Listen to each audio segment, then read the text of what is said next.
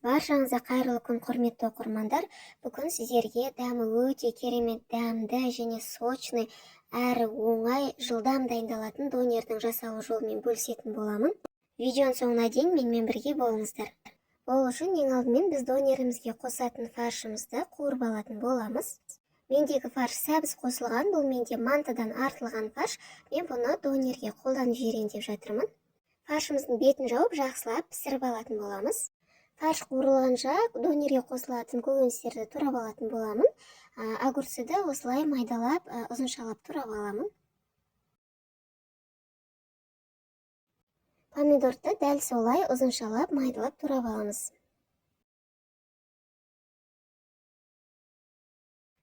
Енді лавашымызға қуырылған фаршымыздан саламыз.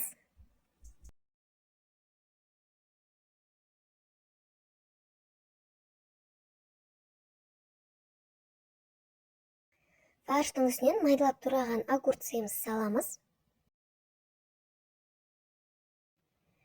Оның үстінен помидорымызды саламыз.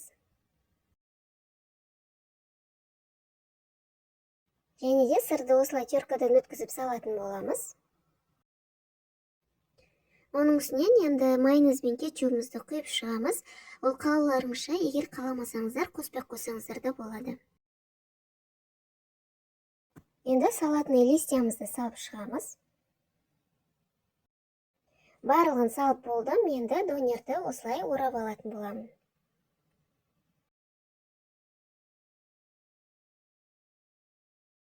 Донеріміз дайын, енді табанның түбіне сәл ғана май жағып, қызғаннан кейін донерімізді салып, осылай екі жағын сарғайғанша қыздырып алатын боламыз.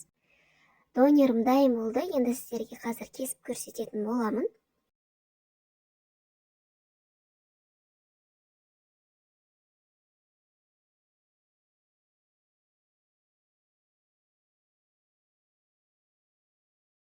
Донер өте дәмді және сочный болып шыққан. Мен жолдасыма да қатты ұнап қалды. Қыздар, сіздерге де міндетті түрде жасауға кеңес беремін. Видеом сіздерге ұнаса, лайк басып, каналыма тіркелуді ұмытпаңыздар. Видеоның соңына дейін менімен бірге болғандарыңызға рахмет. Келесі кездескенше.